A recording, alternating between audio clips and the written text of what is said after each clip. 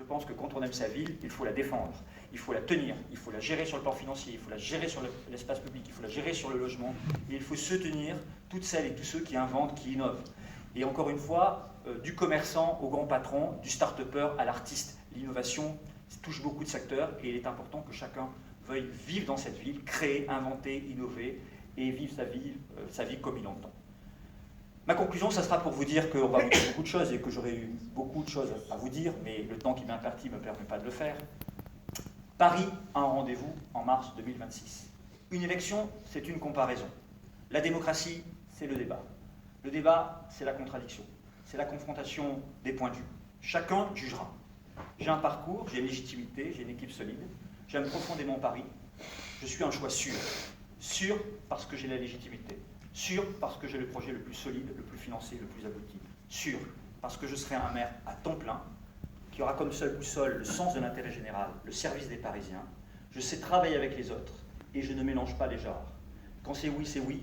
Quand c'est non, et c'est expliqué, dans la clarté, dans le sens de l'efficacité et de la probité, c'est-à-dire de la confiance. La confiance, c'est absolument essentiel.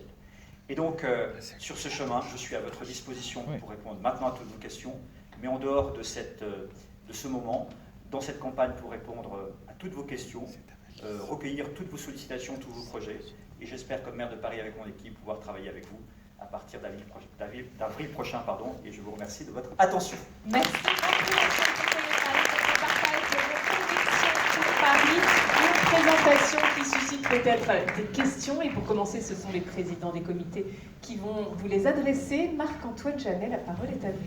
Merci. Et deux oublis culturels que vous n'avez pas oublié, pour le premier d'entre eux, saluer et remercier évidemment le Balzac, cette belle salle des Champs-Élysées, avec sa programmation audacieuse qui nous accueille ce matin. Le deuxième oubli culturel, et là il était dramatique, c'est que je n'ai pas salué suffisamment Renaud de Vabre, qui est là, et qui, quand on parle d'un grand ministre de la Culture, bien évidemment, répond totalement à la définition, à la question et aux espoirs. Deux projets, puisque les questions qui vont être posées par la salle seront plus générales, mais les questions que nous allons poser vont être plus spécifiques à nos comités, en tout cas pour certains d'entre nous. Deux projets sont importants et qui sont devant nous sur les Champs-Élysées. Le premier s'appelle Réenchanter les Champs-Élysées. 5 millions d'euros, 30 bureaux d'études, 200 experts, 2 ans de travaux, et une alliance entre la ville de Paris, qui avait commandé cette étude pour pouvoir la mettre en œuvre ensuite, et les partenaires privés. Simplement, aujourd'hui, il y a 150 propositions. Une partie d'entre elles, petite, a été faite par les investissements pré-Jeux Olympiques, 40 millions d'euros qui ont été dépensés, essentiellement, je crois que l'ancien premier adjoint, Emmanuel Grégoire, le reconnaissait, essentiellement dans le bas de l'avenue et dans les jardins. Reste un grand nombre de propositions qui sont numériques, technologiques, écologiques, un peu géopolitiques aussi d'une certaine façon. Ces 150 propositions, elles sont sur le bureau du maire ou de la maire. La question est de savoir quand est-ce qu'elles vont être mises en œuvre.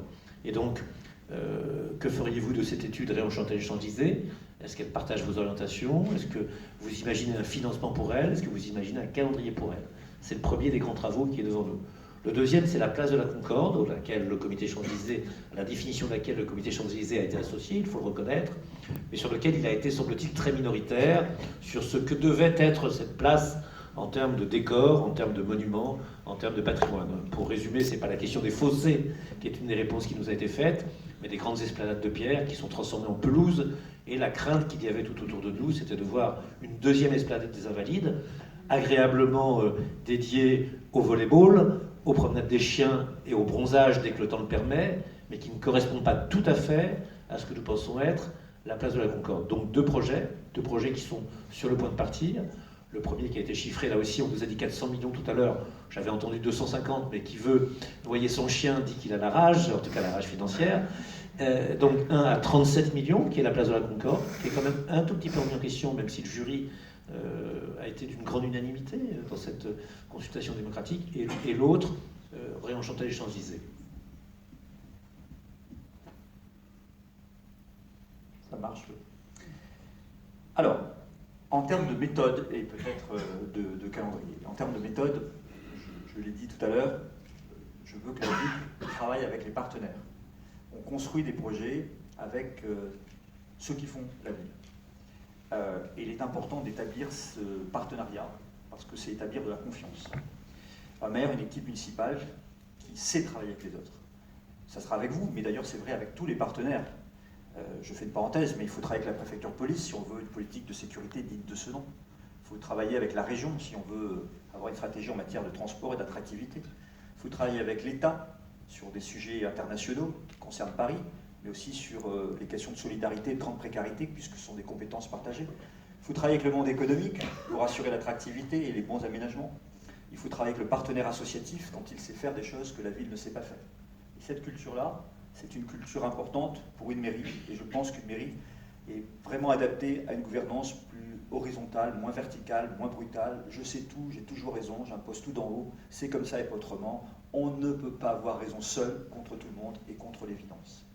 En revanche, un maire, une équipe municipale doit savoir décider, après avoir pris connaissance des points de vue des uns et des autres, après avoir compris les sujets et avoir toutes les données, et les données scientifiques, c'est-à-dire des études d'impact et une capacité à évaluer ce qui pourrait être décidé. Ça, c'est très important. Et même, il peut se remettre en cause après des décisions, justement en évaluant bien ce qui a été fait pour corriger, amender, et pour éviter de continuer à foncer dans le mur. Donc, je crois qu'on aura ce travail-là dès avril 2026 pour